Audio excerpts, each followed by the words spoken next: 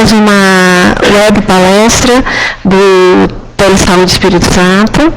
Meu nome é Valesca Lucena e eu sou telereguladora aqui no Telesaúde Espírito Santo. Gostaria de agradecer a todos que nos ouvem e falar que essa webconferência vai estar disponível na plataforma do Telesaúde em alguns dias. Se as pessoas que estiverem assistindo offline e tiverem interesse de se cadastrar no Telesaúde, entre em contato com a nossa equipe através da plataforma do Telesaúde. Para mais informações, na plataforma do Telesaúde nós temos disponível nosso serviço de teleconsultoria e também as webconferências, webpalestras que já foram apresentadas. Também tem o chat, vocês podem tirar as dúvidas.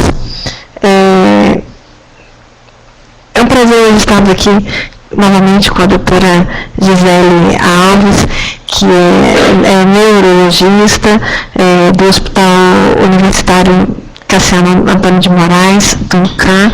Muito obrigada, doutora Gisele. Desde já agradeço a participação. É sempre um prazer estar com você aqui. E o assunto de hoje é sobre a abordagem dos sintomas de vertigem na atenção primária, que é um tema um assunto muito frequente na prática diária do médico de família, das equipes de atenção primária. Então, eu particularmente estou muito interessada nesse assunto.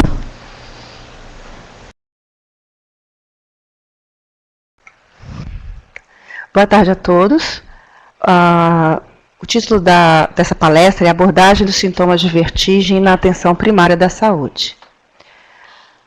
Nós vamos começar falando sobre como vai ser distribuída essa aula, numa parte falando sobre introdução, depois uma avaliação clínica, causas, tratamento e conclusão.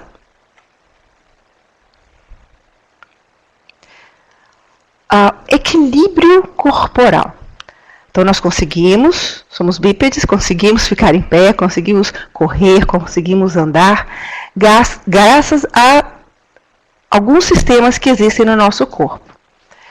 E eles estão interligados, agindo harmonicamente, interindependentes, e são fundamentais. Se algum desses sistemas tiver uma deficiência, a gente perde essa capacidade de equilíbrio corporal. Então, um desses sistemas é a propriocepção.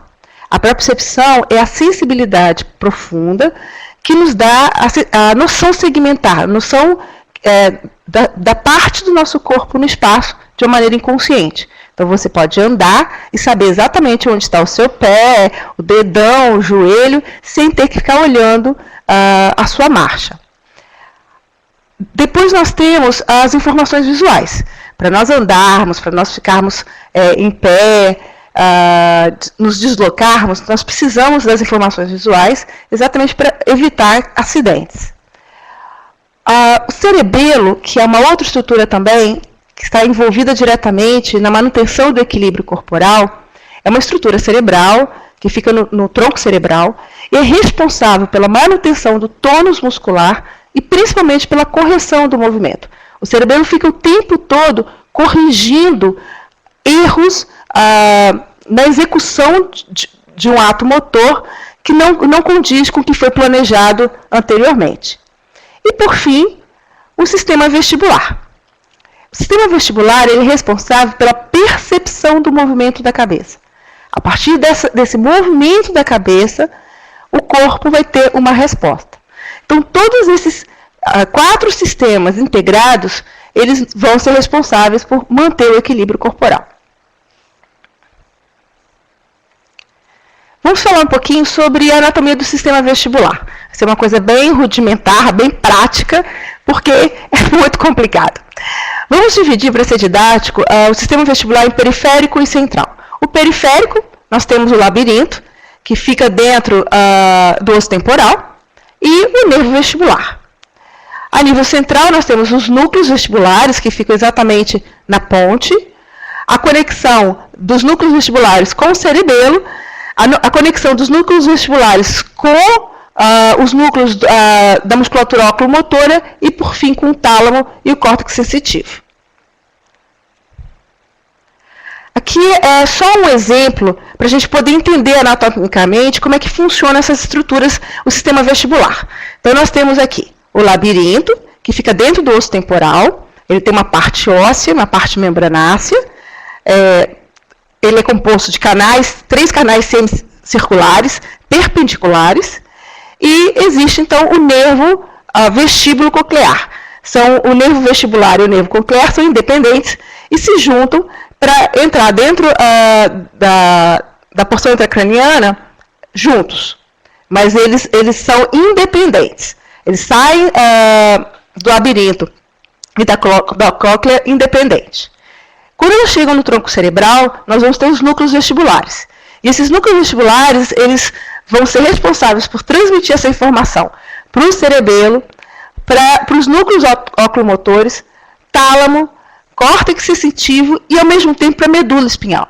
Todas as estruturas têm que estar integradas para manter o tônus muscular durante o nosso equilíbrio, o reflexo postural durante a marcha.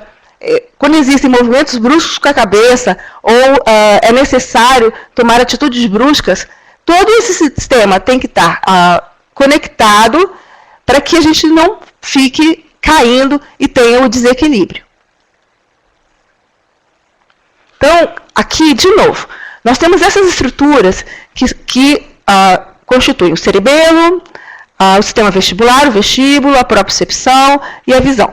Nós precisamos que esses 4 sistemas ajam em conjunto. Quando algum desses sistemas eles estão deficientes, nós vamos ter um sintoma, que chama-se tontura. 80% da população acima de 65 anos refere ter tontura. Só que tontura é um termo extremamente inespecífico. E a gente vai aprender, ao longo dessa aula, em classificá-lo em vertigem, uma sensação indefinida, em desequilíbrio e síncope. Então, de novo, a tontura é uma sensação, um sintoma inespecífico. Às vezes, uma sensação de flutuação, de instabilidade, de cabeça pesada, de atordoamento, impressão de queda, sensação de fraqueza. Então, é importante a gente destrinchar como é essa queixa e classificá-la para que a gente possa direcionar tanto uma investigação diagnóstica quanto o tratamento. A oscilopsia é uma sensação de que a imagem a qual você está focando, ela se movimenta. Então, ao caminhar, por exemplo, e fixar os olhos numa placa, você não consegue ler, porque você tem a sensação de que aquela imagem está se movendo. Quando o paciente apresenta o nistagmo, e então você tem movimentos rítmicos do globo ocular, você não vai poder fixar a sua visão no determinado objeto, e também você vai ter esse sintoma chamado oscilopsia. A tontura, então, ela tem que ser classificada. Então, nós vamos destrinchar essa tontura. Você vai perguntar para o seu paciente, olha, essa tontura acontece somente quando você está em pé? Você tem a sensação de suor frio, de palidez, você fica pálido, sensação que você vai desmaiar toda vez que você fica em pé, ou muda de postura, está sentado, fica em pé, está deitado, fica em pé. Se a resposta for positiva, então nós estamos lidando provavelmente com uma síncope ou uma pré-síncope, porque muitas vezes há perda de consciência e às vezes é só uma sensação de perda de consciência e o paciente não perde a consciência.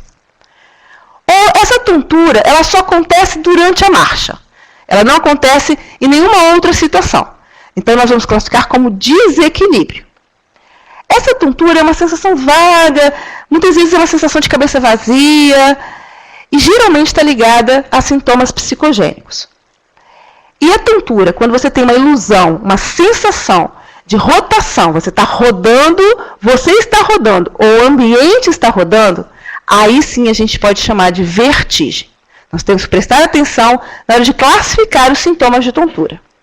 A vertigem, ela pode ter, vamos dividir em 3 causas. Uma causa periférica, uma causa sistêmica e uma causa central. E é fundamental, além de saber classificar os sintomas da tontura, se é vertigem, se não é vertigem, também determinarmos se a origem dessa vertigem é periférica ou central. Então, mais uma vez, a tontura ela pode ser uma pré-síncope, uma síncope, geralmente está ligada à hipotensão postural. No idoso está muito relacionada ao uso de medicamentos antipertensivos, diuréticos, o idoso que desidrata, arritmia cardíaca, cardiopatia, valvulopatias, medicamentos podem provocar, então, hipotensão postural e o paciente, toda vez que ele muda de decúbito para ortostase, ele vai ter sensação de tontura. O desequilíbrio, então, nós vimos que é só durante a marcha, uma sensação de instabilidade durante a marcha. Geralmente, está ligada a uma sequela de um derrame, ou um início de um parkinsonismo, o idoso tem uma deficiência sensorial, ele tem uma diminuição da acuidade visual, então ele vai ter esse desequilíbrio quando ele anda, é portador de uma polineuropatia.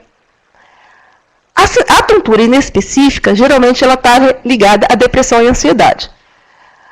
Mas a vertigem é o que nos interessa aqui. A vertigem, que é o principal fator que nós vamos explorar daqui para frente. E nós vamos aprender também em classificar a vertigem em rotatória ou oscilatória. Por que isso é importante? Porque isso vai nos dar pistas para dizermos que se a causa é central ou se a causa é periférica. Bem, a vestibulopatia, ou seja, qualquer alteração, qualquer deficiência no sistema vestibular, 53% das vezes, eu já vi para trabalho dizendo 80% das vezes, é de origem periférica. Central constitui mais ou menos 30% a 35%, sistêmica 8% e desconhecido 3%. Então nós vamos encontrar que em quase 80% das vertigens a causa é periférica. Eu troquei a ordem, que nós iríamos falar da avaliação clínica e depois das causas, nós vamos falar um pouquinho das causas, porque é importante a gente saber que doenças que a gente vai determinar as características para a gente poder direcionar o diagnóstico. Eu vou falar, então, da doença de Meniere. Nada mais é do que um aumento do líquor, da endolinfa dentro dos canais semicirculares. Nós sabemos que o labirinto ele é constituído por 3 canais semicirculares, um horizontal e 2 perpendiculares, e dentro dele existe um líquido chamado de endolinfa. Quando começa a haver uma produção de endolinfa excessiva e não ocorre uma absorção nessa mesma velocidade, então nós vamos ter uma tríade de sintomas. A vertigem, a diminuição da acuidade auditiva e zumbido. E a doença de Meniere, ela é rara, mas ela é importante ser diagnosticada porque ela pode destruir o labirinto e provocar crises cada vez mais frequentes, piorando o desequilíbrio e a perda da acuidade auditiva. A neurite vestibular, eu botei aqui porque ela é diferente de labirintite. Labirintite é uma inflamação do labirinto em vigência de uma otite média. A neurite vestibular é uma inflamação do ramo vestibular, né, da porção vestibular do nervo vestíbulo coclear, geralmente por uma infecção viral. Ela é benigna, ela é autolimitada, só que ela provoca sintomas bem intensos. E vamos falar aqui da vertigem postural paroxística benigna. Eu diria que 80% das causas periféricas tem relação com a vertigem postural paroxística benigna. Aqui está dizendo que 15 a 19% das queixas gerais de tontura estão relacionadas à vertigem postural. E a principal causa no idoso chega a atingir 40% dos casos. Ela é muito subdiagnosticada e com isso ela é subtratada. E o que provoca isso? Nós temos dentro dos canais, principalmente do canal semicircular posterior, nós temos depósitos de carbonato de cálcio, que são chamados otólitos. Eles são importantes para determinar a direção e a aceleração do movimento da cabeça. Só que eles começam a se acumular a nível dos canais semicirculares, e eles fazem então com que a endolinfa ela consiga se deslocar ao longo desses canais numa velocidade muito menor. Então ocorre como se ocorresse um delay entre o movimento da cabeça, a endolinfa que não vai fluir ao longo desses canais na velocidade adequada, e a percepção do movimento da cabeça. Então existe um intervalo que isso vai provocar então a sensação de vertigem. Muito bem, nós temos então classificar, de novo, a vestibulopatia, ela é periférica, é central. De novo, isso é muito importante. A gente tem que ter noção de quando o paciente chega com sintomas e nós classificamos como vertigem, então saber se ela é periférica ou central. Lembremos que a periférica tem a ver com o ouvido interno, com o nervo vestíbulo coclear, até na região dos núcleos vestibulares. A central, nós já vamos ter relação com tronco cerebral, tálamo e córtex sensorial. Qual é a diferença? Existem pistas que podem nos levar mais para uma causa e mais para outra.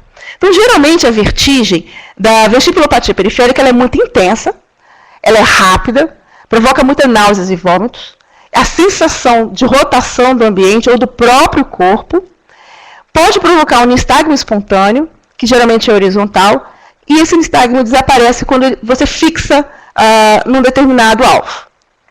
A vertigem ligada à vestibulopatia central, ela é rotatória também, mas ela é contínua e longa, e não tem relação com a posição da cabeça. Isso é muito importante. Ela não piora, independente da posição da cabeça, essa vertigem vai continuar.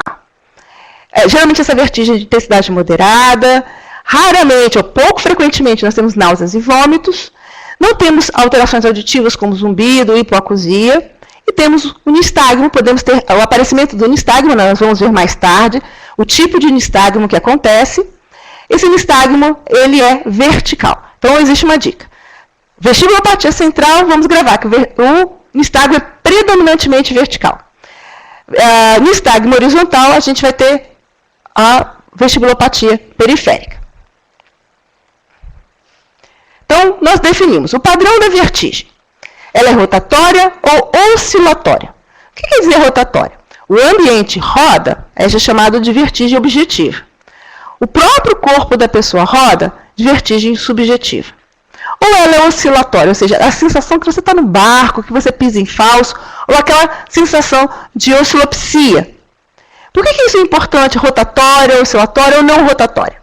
Porque geralmente a rotatória ela é de causa periférica. Lógico que podem haver lesões centrais que podem dar uma vertigem rotatória, mas geralmente elas são de causa periférica e muitas vezes ligada à vertigem postural paroxística benigna. Já a oscilatória está mais ligada às lesões centrais, ou então uma vestibulopatia bilateral. A vestibulopatia unilateral, ela promove o desequilíbrio. Lembra, o desequilíbrio e um vestíbulo vai funcionar e o outro está deficiente. Então, geralmente, o corpo tende para aquele lado comprometido. Então, você vai ter essa rotação. Na vestibulopatia bilateral, como os dois vestíbulos estão deficientes, você não tem tanto essa rotação do corpo.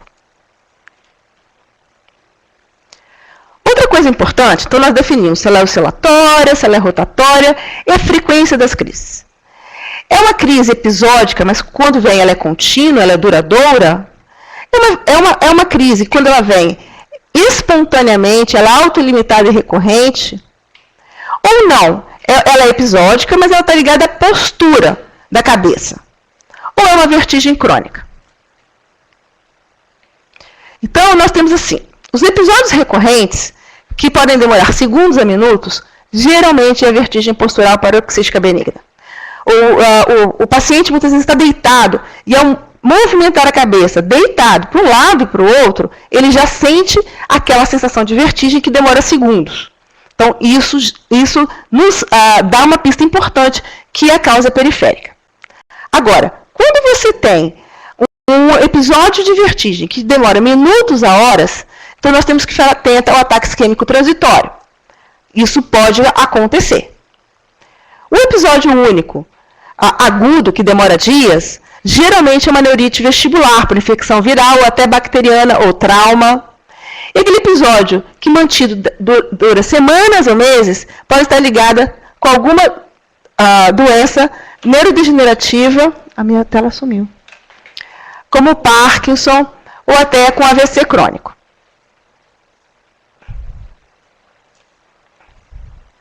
Só um momentinho que nós estamos acertando uns detalhes técnicos.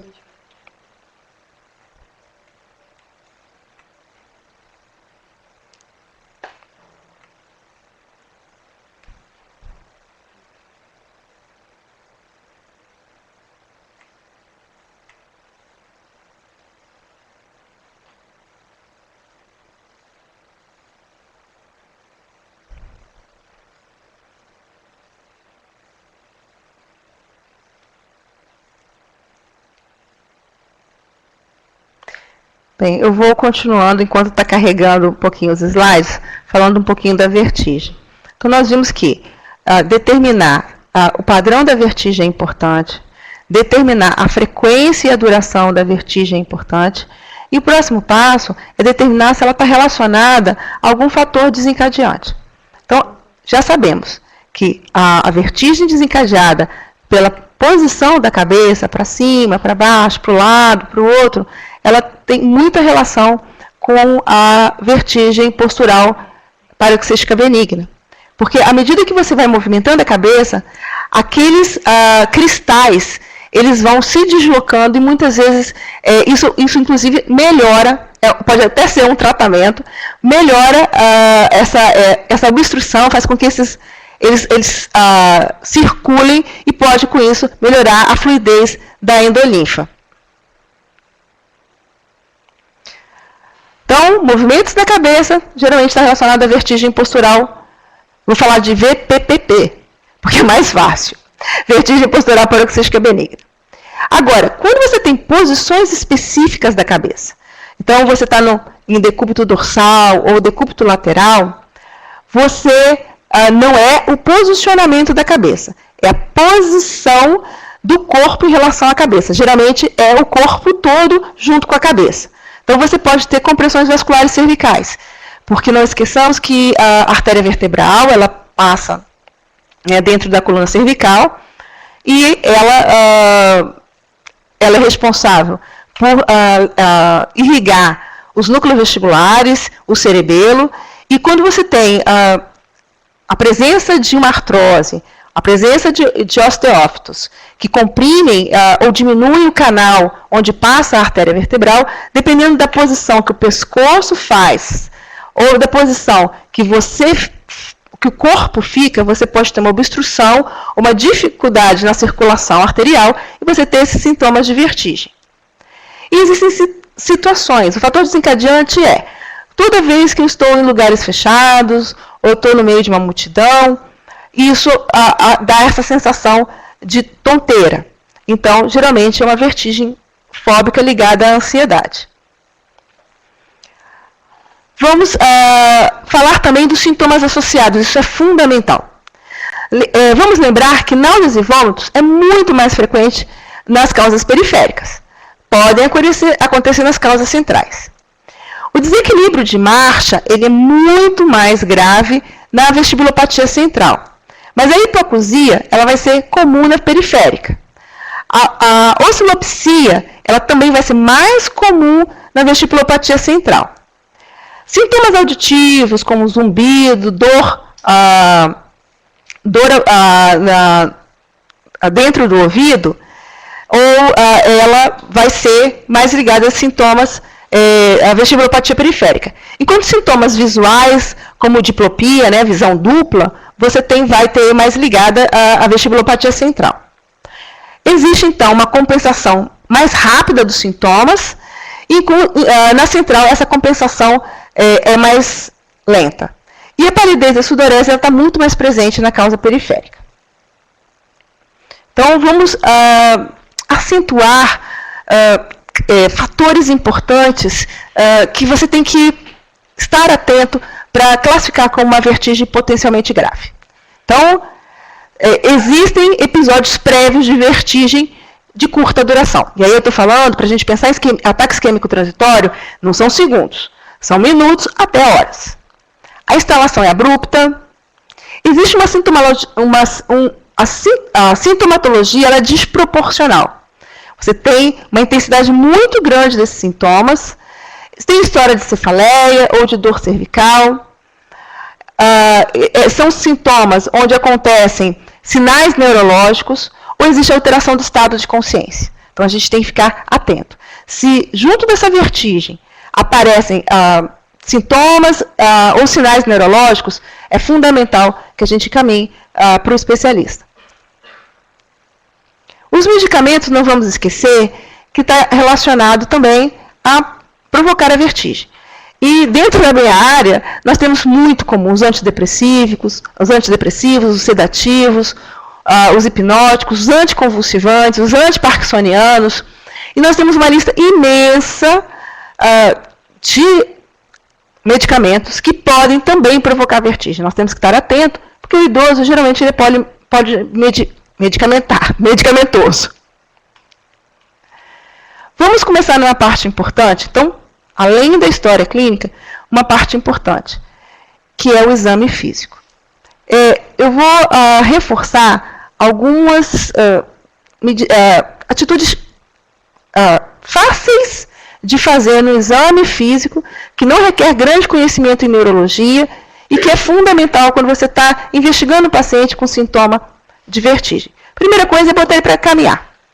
Já no andar, de olhos abertos e tentar andar em linha reta, você já vai observar se o paciente tem uma marcha com desequilíbrio importante. E aí, você pode também botar o paciente para caminhar, de olhos fechados. Existe uma descrição de marcha clássica para a lesão vestibular unilateral, que é chamada de marcha em estrela. O paciente vai mudando de olhos fechados de posição, sempre tendendo para o lado do sistema vestibular deficiente. Ele tem uma lateropulsão para o lado comprometido, ou pode fazer uma marcha em zigue-zague, e isso é muito clássico para lesão vestibular periférica. Então, botar o paciente para caminhar, de olhos fechados, tendo cuidado, é lógico, para que o paciente não caia. Também vai te dar uma pista se você está diante de uma marcha vestibular ou de uma marcha que possa ter um comprometimento central. O teste de Romberg, que é super simples, também é fundamental. O teste de Romberg, você vai botar o paciente, geralmente em pé, os calcanhares unidos, a cabeça reta. Você pode botar o braço ao longo do corpo ou você pode sensibilizar pedindo que ele fique com os braços estendidos. E você peça que ele feche os olhos por 1 minuto. Ele é positivo se houver queda. Na lesão central, geralmente, ele vai fazer queda tendendo para trás ou para frente. Enquanto que na lesão vestibular periférica, chamada de Romberg vestibular, ele vai ter uma lateralização dessa queda, para a direita ou para a esquerda, dependendo da área que está acometida. Você gira a cabeça primeiro para a direita e depois para a esquerda e você vê se há alteração na direção da queda.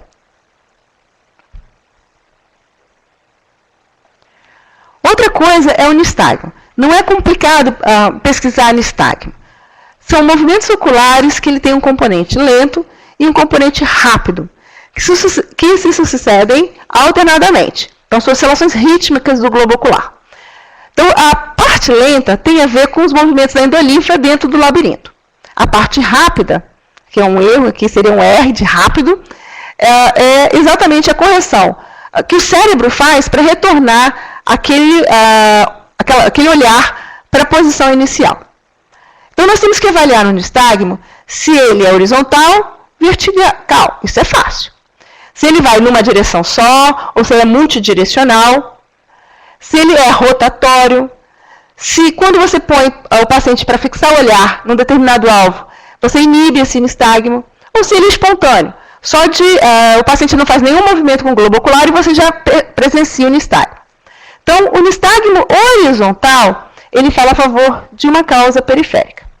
O nistagmo vertical fala a favor de uma causa central, apesar de que a causa central também pode provocar nistagmo horizontal e vertical ou rotacional. Outra coisa, nós vamos pedir fazer a fixação do olhar em várias direções. Você põe um determinado objeto e pede para o paciente manter o olhar para cima, lateralizado, para o outro lado. E você então vai investigar todas as direções e pedir que ele mantenha o olhar naquele objeto por alguns segundos ou até um minuto, para observar se esse movimento ele vai provocar o aparecimento de um nistagmo. Porque existem nistagmos que só vão aparecer com esse tipo de exame. Existem também os movimentos de perseguição, ou seja, ele vai estar deslocando o globo ocular à medida que você vai deslocando, por exemplo, o dedo. Você vai deslocando para um lado, para o outro, para cima e para baixo, e ele vai fazendo um movimento lento, perseguindo aquele alvo que você determinou. Isso também pode desencadear o nistagmo. Ou você pode fazer os movimentos sacádicos. Eles são movimentos rápidos. Então, ele está olhando fixo em você e você pede, então, que ele olhe rapidamente para uma direção, ou para o seu dedo que está à direita, ou para o seu dedo que está à esquerda. Isso também é importante na avaliação do nistagmo. Por quê? Nós vamos, então, determinar as características mais do nistagmo periférico e do nistagmo central. Lembra, o nistagmo periférico ele nunca é vertical. Ele pode vir com torção, mas ele geralmente, na maioria das vezes, ele é horizontal. Já o central ele pode ser em qualquer direção, geralmente até multidirecional. Quando você pede que ele fixe o olhar num determinado alvo, você suprime o nistagmo periférico. Isso não acontece com o central. Esse nistagmo geralmente pode vir com sintomas, outros sintomas ou sinais neurológicos, então isso fala a favor, é óbvio, de uma lesão central. A estabilidade postural, o teste de Romberg, que é um teste rápido e importante, vamos lembrar que o paciente vai tender a cair para o lado do labirinto comprometido. Já o central, ele vai fazer mais uma tendência de queda antero-posterior. O zumbido e hipoacusia está presente nas causas periféricas e raramente presente nas causas centrais. Isso é importante, mais uma vez, para a gente determinar uma síndrome periférica unilateral, uma síndrome periférica bilateral, uma síndrome cerebelar. A síndrome cerebelar, geralmente você tem uma marcha com base alargada. E o paciente ele vai cair para qualquer lado, independente de fechar o olho ou não. Então, você coloca esse paciente parado e nem precisa mandar fechar o olho, que o paciente já está caindo. Isso é uma grande dica para diferenciar a marcha vestibular, o desequilíbrio vestibular do desequilíbrio cerebelar. De novo, que o nistagmo ele pode ser espontâneo, geralmente é unidirecional no acometimento periférico. Que exames a gente tem que pedir quando nós estamos diante dessa vertigem? É lógico que é importante quando você está fazendo um raciocínio em direção à causa. Então, você imagina que não é uma vertigem, que é uma pré-síncope, ou uma síncope, você pode fazer um eletrocardiograma. Você acha que seja uma alteração metabólica, você pode pedir exames metabólicos, função renal, hepática, colesterol, triglicerídeos, até VDRL, a glicose, hormônios da tireoide. Quando você acha que tem a ver com a movimentação, com a posição do corpo, que é a posição do pescoço, quando existe essa rotação, está provocando essa vertigem, é interessante você fazer um raio-x de coluna cervical em 6 incidências, porque você vai ver exatamente os forames por onde passam a artéria vertebral. E aí você vai poder mais ou menos dimensionar o quanto ele está estreito. Isso facilita muito o seu raciocínio diagnóstico, saber que é uma vertigem de causa cervicogênica. Quando você pensa em alguma doença otológica, você pode pedir uma tomografia de ouvido. E, por fim, quando você desconfia que é uma lesão central, a ressonância ela é muito bem indicada. Porque para infartos, para isquemias no tronco cerebral, a tomografia ela não é indicada.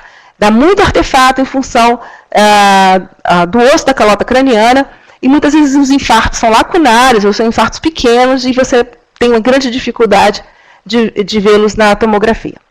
Ou solicitar um Doppler de artérias carótidas e vertebrais, quando você pensa que pode estar relacionado a uma aterosclerose. O tratamento. Bem, o tratamento você vai tirar aquele paciente da crise aguda. E se essa crise é muito intensa, geralmente você tem que começar o tratamento, às vezes, dentro do pronto-socorro, com medicações injetáveis. Então, o dimenidrato, ele é interessante, ele tem nível de, você pode fazer endovenoso ou intramuscular, de 8 a 8 horas ou 12 horas, para aquele paciente, inclusive que está vomitando muito, você pode fazer a metoclopramida, em alguns casos pode fazer até a ondansetrona ou a bromoprida, e um benzodiazepínico é sempre interessante para aqueles casos, às vezes, já mais refratários, mais rebeldes. Para aqueles casos muito rebeldes, você pode fazer a prometazina intramuscular, ou em casos extremamente difíceis, você pode chegar no fentanil ou droperidol. Para o tratamento, então, para tirar da crise aguda. Para o tratamento a nível de médio prazo, a gente tem uma série de drogas disponíveis. E os mais comuns de serem usados são os bloqueadores do canal de cálcio. Então, nós temos a flunarizina e a sinarizina. Temos que ter muito cuidado, que é o risco de parkinsonismo. Então, se possível usar, se for usar mais de um mês esse tipo de droga, trocar por uma outra droga. Porque o paciente ele vai desenvolver realmente sintomas parkinsonianos. Os benzodiazepínicos também são interessantes, se usa muito clonazepam, ele reduz muito as náuseas, ele tem um efeito inibitório sobre o sistema vestibular, mas o benzodiazepínico também não pode ser usado por um longo período, e ele acaba, às vezes, aumentando a estabilidade da marcha no idoso. Bem, os antagonistas dopaminérgicos, então a metoclopramida, a prometazina, é interessante. A metoclopramida também são drogas que não podem ser usadas por um longo período, porque existem reações também extrapiramidais, e fora que provocam sonolência, muitas vezes hipotensão e confusão mental no idoso.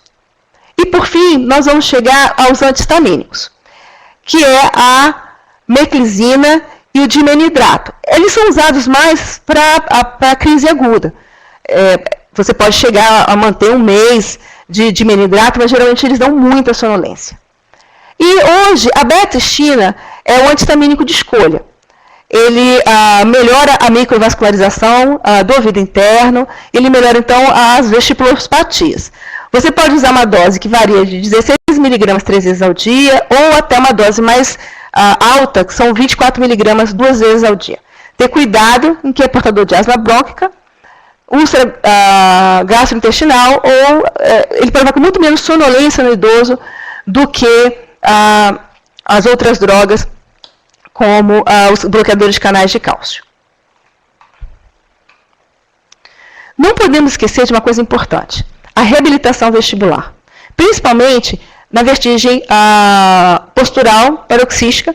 Ela melhora muito com os exercícios que você faz. Existem hoje milhares de exercícios que estão até disponíveis na internet, que você pode abaixar e mostrar para o paciente que são exercícios que você pode fazer durante 10 minutos, e exercícios rápidos de movimentação da cabeça, movimentação do olho, mudança de postura, o paciente senta, levanta, senta, levanta, senta, levanta, ou o paciente está na cama, deitado e senta. Então, são exercícios que vão fazer com que, principalmente, nas causas periféricas, vão fazer que o labirinto ele melhore a sua performance e diminui muito a necessidade, só com exercícios, de medicamentos. E a própria fisioterapia motora, ela é importante para melhorar a marcha e o equilíbrio de marcha. Você fortalece a musculatura postural e melhora muito a marcha e diminui a chance de quedas no idoso.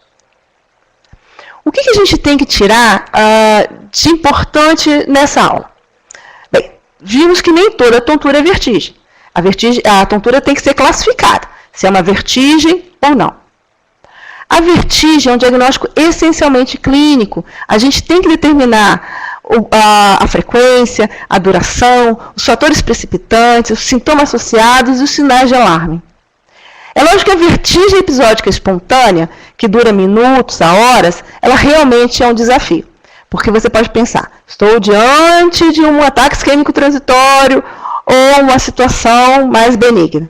Então, toda aquela história clínica que você levantou do paciente pode sugerir mais uma coisa ou outra, ou às vezes a gente não tem outra opção que não pedir exames mais especializados ou pedir até uma avaliação do especialista. Eu quero agradecer e estou disponível para perguntas.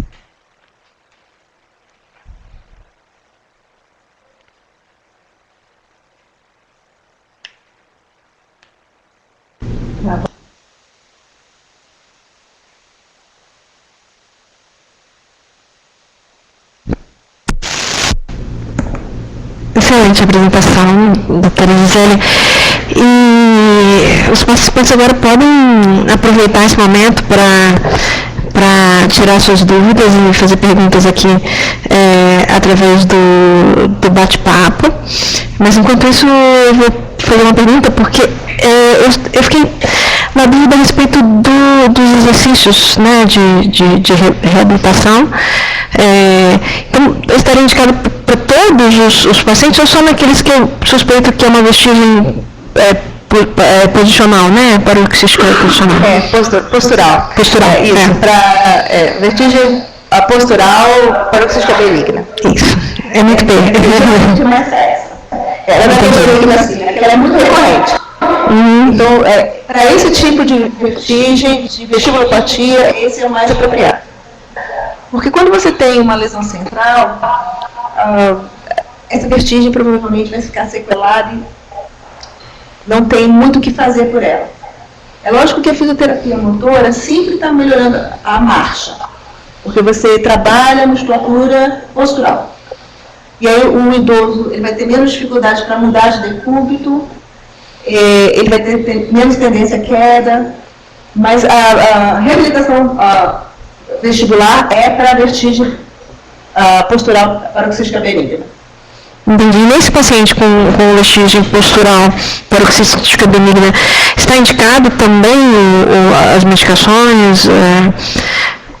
Quanto tempo utiliza essas medicações? Porque às vezes é um quadro meio recorrente, né, o idoso que fala que, né, dessa vertigem, mas ele vai ficar tomando a medicação indefinidamente, ou não precisa, teoricamente, só a reabilitação seria suficiente? Como é que é isso?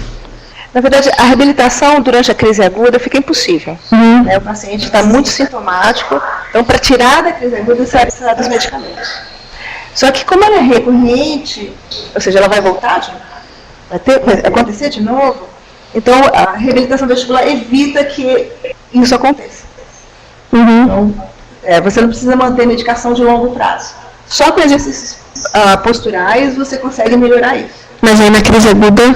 Na crise aguda não tem jeito. Você vai ter que entrar com medicamento, porque você está com uma vertigem importante. E eu fico rodando você vai...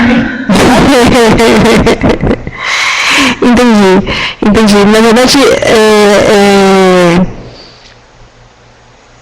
esse paciente, então, ele que tem a vestigem posicional, ele pode fazer um quadro daqueles floridos súbito, de muita náusea, de muito mal-estar também.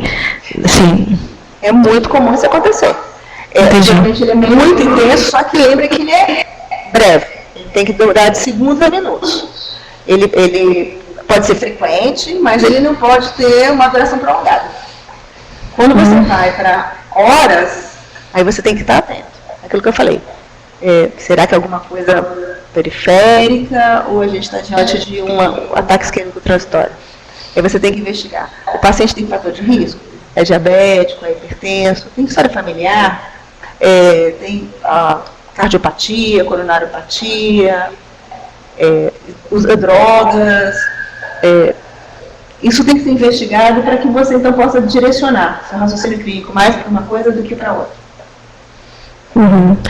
Um paciente que refere que tem uma vertigem muito transitória durante segundos, por exemplo, e associada a movimentos muito intensos, por exemplo, de dança ou alguma coisa